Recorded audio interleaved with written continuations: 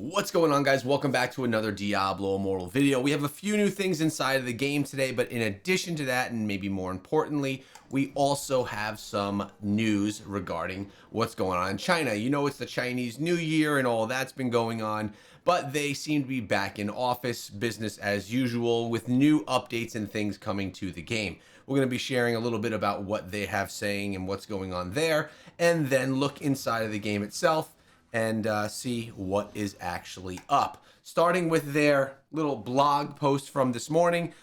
Really basic things. Actually, it's more of a, hey, we're back. We're off the Chinese New Year. We're back in the office doing things for Diablo Immortal. But they did mention here the 2x event that's going on where you can get your 2x rewards, all of those things. This is sometimes backed up with a Mirrored Jewels event. It hasn't been announced, but it's sometimes backed up with that. Not a bad idea for you to collect and hold on to 10 legendary crests so that you can take advantage of that if it does happen to come. This is going on from February 6th through February 12th.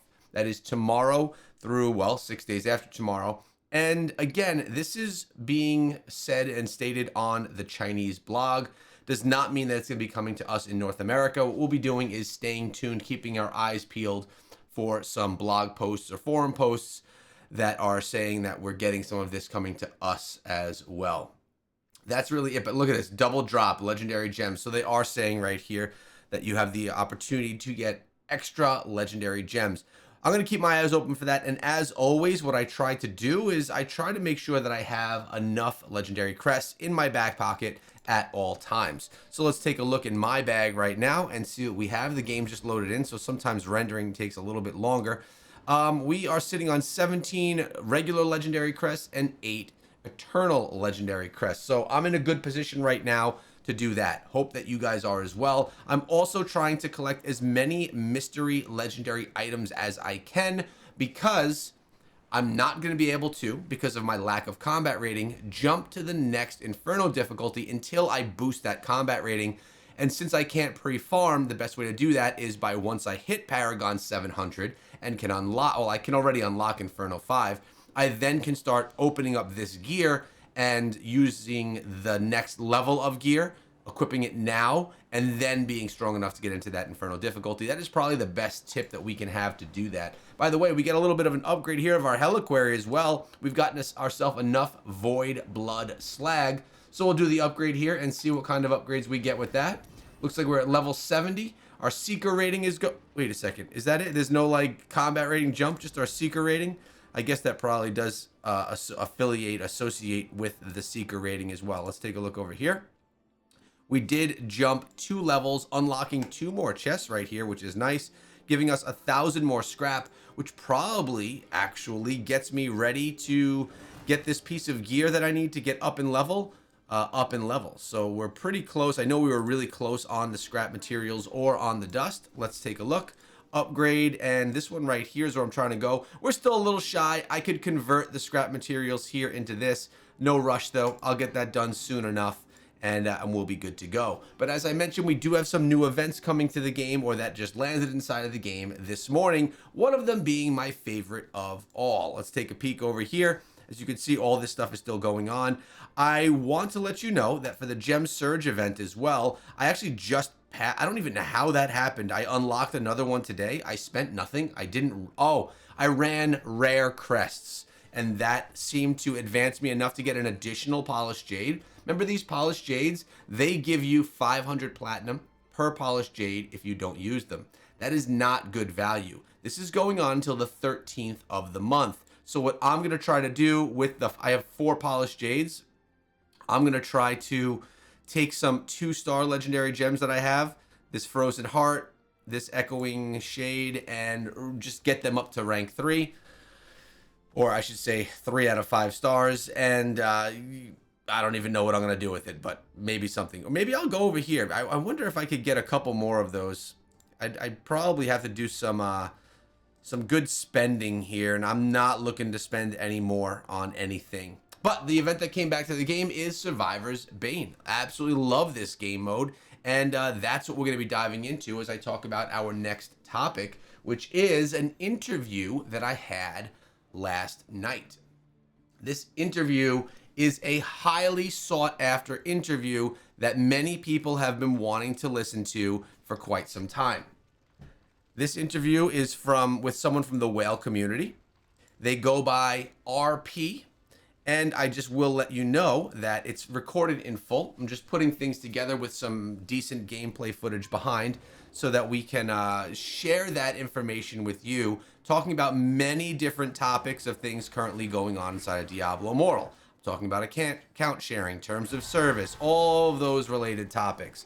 So I don't want you guys to miss that video. It's going to be, put together as one of my whale interview videos that you guys seem to really like listening into to get some context as to what they do and how they think on the other side. RP, really great dude, nice conversation, and really had some hot takes on things, thinking and discussing things in ways that you probably never thought of them before. So it's an interview that you are not going to want to miss, and I'm looking forward to bringing out that for you. Probably in a day or two, that one will be prepared. In the meantime, I'm hoping that we get some updates from Blizzard on what we have coming in an upcoming update. Now, why do I love this game mode? Well, I like Survivor's Bane 1 because it's got an addictability to it that's just super fun. And 2, it gives really great rewards. So I can run, even if I run the easy mode like I'm running right now, this one typically takes approximately 5 minutes to complete. And you get some good rewards for doing it. You satisfy a bunch of the requirements to earn rewards and to further progress your battle pass. So I'm also using right now 2 of my favorite skills. Whirlwind is one of the best. It also has some healing elements once you get it up to max level.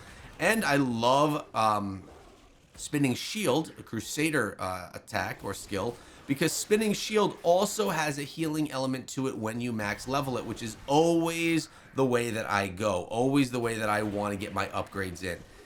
This allows me to have a ton of area effect damage plus some range, and having a golem here, it really keeps a lot of the enemies away, and once I get a little bit more leveled, I can literally stand still, have my golem distract everything, and I could just come in and whirlwind through everyone, collect the globes, progress up, and it all works out really well. We're going to get our Spinning Shield right here.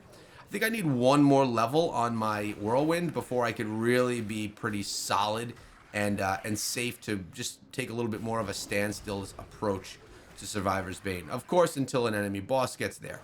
I typically also like to get another few spawning type things, whether those are Hydra, whether they're skeletons.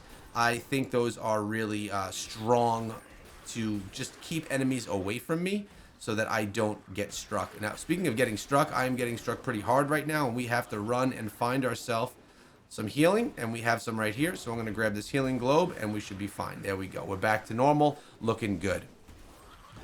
Survivor's Bane, man, I don't know. Even people that are like hardcore ARPG people, where this is a very casual style game mode, everyone seems to love this. And what I always go with here is damage becomes lightning damage and has a chance to heal you. Boom. That's essentially going to put me in the pile of all these enemies, and I'm just going to heal up as they come at me. Where's my golem? Let's get a couple more of these blues. A little bit more progress here. And I'm just going to kind of hang tight right here. Let's see how well I can do. I also have the conduit globe at the moment. See how well we can do with just standing in place. This typically works until ranged enemies start coming, and then I start taking damage from afar. But look at this. Whirlwind cleans up shop. Oh, we have a swarm of monsters approaching. Let's see what these are. I'm ready to run. Oh, they're jumping in on me, but we're good. Remember, Whirlwind also allows me to heal. So let's go right here and actually take out this big bunch. We got another skill. Let's go with Wave of Blood. Let's go with Wave of Blood. That's going to kind of support the up close and personal damage that we're trying to drop here with Whirlwind. What do we... Oh, man. We'll go with Spear Fury. Not one of my favorites, but we didn't have many other options. And at the end of the day, I have maxed out the easiest one to really be successful here, which in my opinion is Whirlwind. I saw a skill globe down below, which I'm going to go grab. We're going to go with Zephyr Surge as well. It's another close up and personal one. Boom. I should have gone Spinning Shield right there. I didn't, though. At the end of the day, this is stage 1. This is the easy stage of Survivor's Bane. You have to get through stage 1, then 2, and then you can get to the endless mode, which at this point in time, I typically can always win in endless mode. I think I have a good strategy to be successful in this game mode, and I enjoy doing it every time. The thing that the thing that is the holdup, and this is not specific to this game mode, it's more a Diablo Immortal thing, is there are so many, I'm gonna upgrade our golem, there are so many different things that you have to do on a daily basis inside of the game. I'm talking about bounties, I'm talking about Abyssal Verge, I'm talking about farming, I'm talking about all this stuff that you need to do just for your account, that sometimes you don't get to enjoy some of this stuff. So I would really love it if the new familiars being able to run a whole bunch of bounties and other events for you stays around forever. I absolutely love it, giving us the choice to either do our bounties or to have our pets do our bounties for us. I think this is a huge plus for the game, allowing for people like myself who don't have an hour a day just to do the minimal grind to be able to have your familiars help out a little bit while you can play some game modes like Survivor's Bane that you may want to play instead because you're excited about a game mode that entered the game and you love it and you don't want to have to worry about grinding your character that day. It's a nice feature. It's a convenience feature, and it's one that I love. So Blizzard, I would love to see that bounties, that familiars can just continuously do bounties. Wouldn't mind seeing that happen with dungeons as well, just saying, or even the Abyssal Verge. At the end of the day, though, I want them to be able to do this stuff quicker. Right now, it takes, with one familiar, it takes 24, what is it, 24 hours? Let's actually go, let's go over there real quick and take a look. I think it takes 24 hours for the familiars to run 4 bounties, which is cool. But you can only do really one of those a day if you only want to assign one familiar to it. And as we get more and more things that familiars are able to do, we have to pick and choose exactly what it is they're going to do, what are our most important things. So yeah, 24 hours it takes for a familiar to complete 4 bounties. Shadow contracts take, I believe, 18 hours. 6 hours for each of the Tower of Blessings. The Sanctum is, what is it, 6 or 3? I don't recall. It's probably the easiest thing to run, so it's the one that I'll always leave for last. But I would love it if familiars can run 4 bounties in 6 hours. And if they could do a Shadow contract in 4 hours. And if they could run these Tower of Blessings in 3 hours. That would be a little bit more worthwhile since we could only have these idle familiars or these familiars that are bound to us. We could only have 4 of them in action. I love the idea of more of this happening over time and getting more of these types of conveniences inside of the game for players. And, you know, it's not an autoplay mechanic, but it does allow for players like myself who don't have or don't want to spend an hour per day doing some grind to be able to have that stuff and still be able to get those rewards. Like, let's be honest, who does Tower of Blessings? Who runs it to the maximum to unlock 3 chests? Most players, I would say, don't. Not all, but most players don't. But here, this allows us to be able to get that. And really, when I take a look, I mean, I'm getting maximum rewards out of that on a weekly basis now when you go to Clan. And when you come to Accursed Towers, you go to the battle map, you'll see, like, I'm able to really take advantage of this. Actually, it just refreshed for the week, so you can't tell, but I'm getting the experience, and I'm getting all 3 of these chests, which can give us some really nice rewards. That one's not the best. This one here is better with the ability to get myself a legendary crest.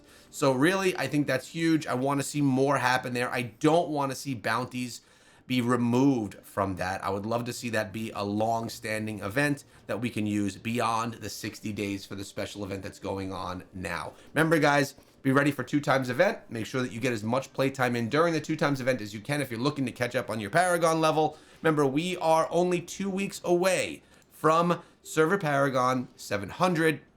Combat rating requirement around, what was it, 45. Let's actually take a look rather than me just trying to guess.